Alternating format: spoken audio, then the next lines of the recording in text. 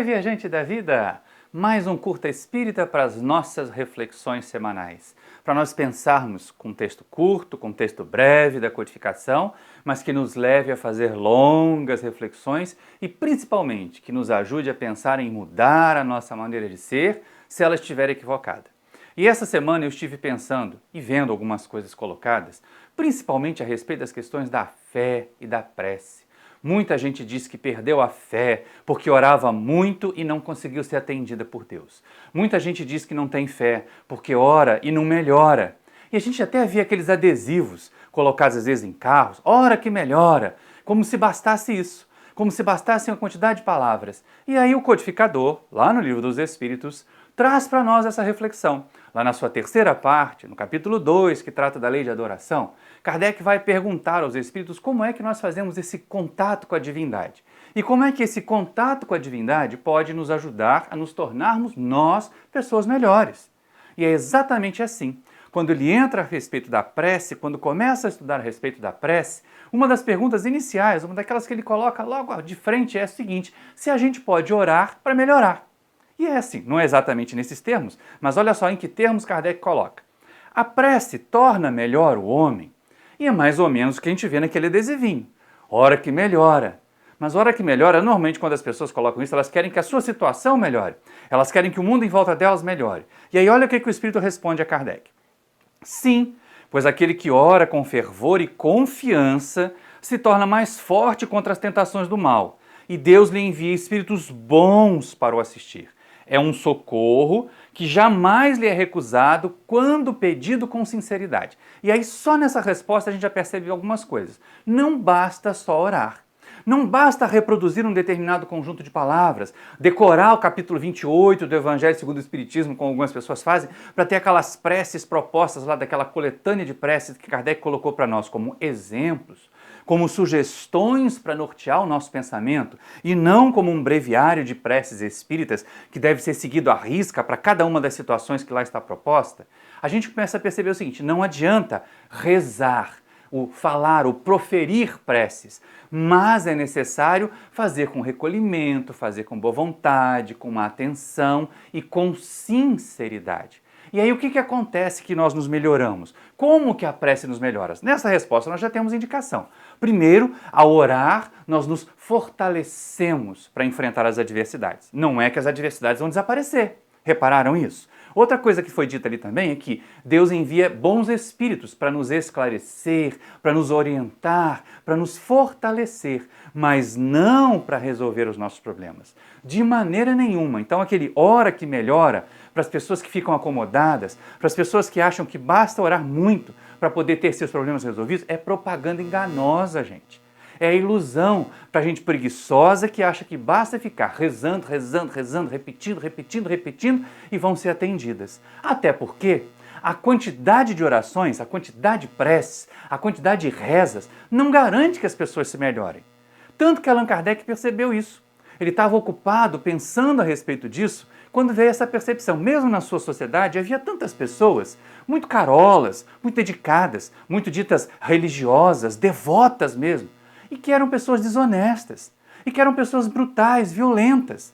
E aí ele pergunta aos amigos espirituais: mas afinal de contas, se orar melhora as criaturas, por que não melhora todas? Faz lembrar até aquele personagem Perpétua dos romances de Jorge Amado, que era realmente assim, aquela criatura que exteriormente era muito devota, era muito piedosa, era muito religiosa, mas que intimamente era desonesta, ambiciosa, vaidosa, fofoqueira. E é exatamente isso que Kardec observava no seu tempo. E aí ele pergunta aos amigos espirituais lá na questão 660A, nos seguintes termos: olha só, como é que certas pessoas, apesar de orarem bastante, têm mau caráter, são ciumentas, invejosas, impertinentes, carentes de benevolência, de indulgência e algumas vezes até viciosas? Mas não é. Não tem gente que é aquela coisa, a gente vê hoje, gente, em todas as fileiras. Não vamos imaginar que é só nas fileiras dos outros, não. Nós temos gente lá esquentando banco em centro espírita, pedindo ajuda para os guias espirituais e continuam sendo desonestos, e continuam querendo dar jeitinho, e continuam sonegando impostos, e continuam fazendo sinal de arminha, dizendo que bandido bom é bandido morto. Não muda por dentro, como é que vai querer que a situação mude por fora? E os espíritos então respondem para Kardec no seguinte termo: O essencial não é orar muito, mas é orar bem. Essas pessoas acreditam que todo o mérito está na maior duração da prece e fecham os olhos para os seus próprios defeitos. Para elas, a prece é uma ocupação, um emprego do tempo, mas não um estudo de si mesmas. A ineficácia não está no remédio, mas na maneira como é aplicado. E a gente percebe. A questão aqui, então, não é orar muito, não é ficar repetindo preces um determinado número de vezes, não é ficar fazendo aquelas penitências longas de repetir uma mesma prece ou um mesmo pedido, tantas vezes querendo arrombar as portas do céu aos gritos. Isso não vai acontecer. Querendo fazer que Deus nos atenda, repetindo. Há até uma passagem muito interessante no filme Irmão Sol, Irmã Lua, quando ele se depara com um dos personagens e ele começa a reclamar: Deus me perdoe, eu sou um pecador miserável. E ele repete isso muitas vezes, como um mantra, ou como uma prece, ou como uma reza. E aí Francisco diz assim: mas ele já te ouviu da primeira vez. Quer dizer, a gente não precisa ficar repetindo, não precisa fazer longamente, mas precisa fazer esse estudo da gente mesmo. Dar uma olhada para o nosso mundo interior, descobrir que a causa das nossas aflições, que a causa dos nossos problemas está em nós. E aí, quando nós fazemos isso, nós fazemos esforços para melhorar. Nós aplicamos o tempo da oração de forma produtiva. Não é a prece que é ruim e que não funciona. É a maneira como nós usamos esse medicamento que não funciona. Porque a prece deve ser utilizada para nós estabelecermos sintonia com o nosso Criador. Ouvirmos as respostas silenciosas que vêm através do sussurro de um bom espírito, através de um texto que chega até nós, através de uma palestra que nós assistimos. E o desejo de realizar e de mudar, de realizar as mudanças. Porque muita gente assim, faz que nem o Giocondo lá do filme do Francisco de Assis, né? Deus me perdoe, eu sou um pecador miserável. Mas não muda. Quero perdão, algumas vezes até quando éramos de outros credos, nós íamos lá ao sacerdote, confessávamos os nossos pecados para receber a absolvição e depois voltar a pecar a semana inteira.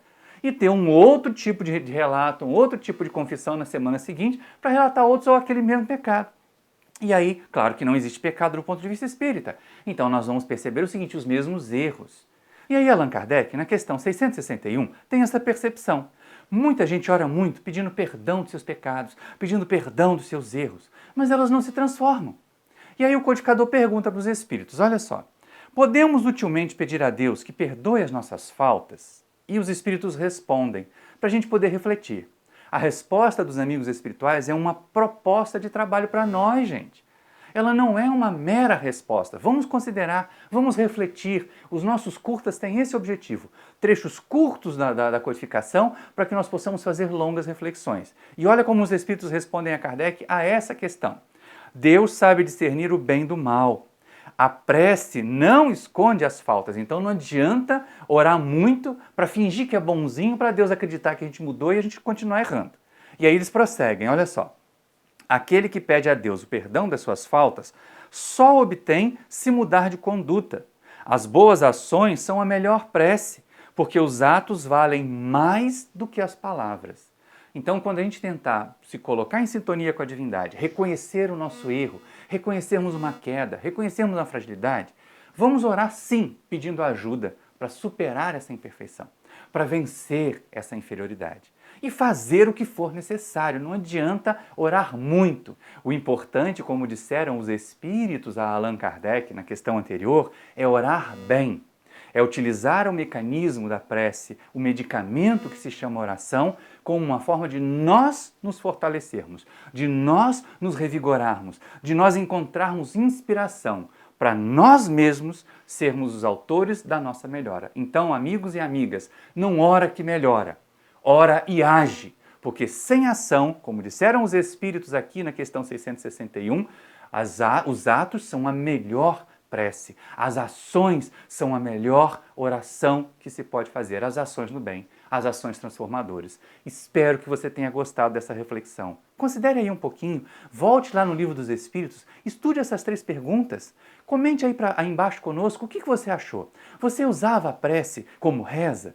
Você ainda acha que repetindo muito uma determinada oração, os espíritos vão te ouvir, Deus vai te ouvir? Ou já entendeu que é necessário sair, agir, entender que na palavra oração tem orar sim, mas também tem a ação, e sem ação a gente não melhora. Um grande abraço para vocês, se inscreva aqui no nosso canal, acione o sininho para receber notificações, deixe o seu like agora que você já assistiu o nosso vídeo e comente aí embaixo, diga para nós o que você achou. Um grande abraço e até o próximo vídeo!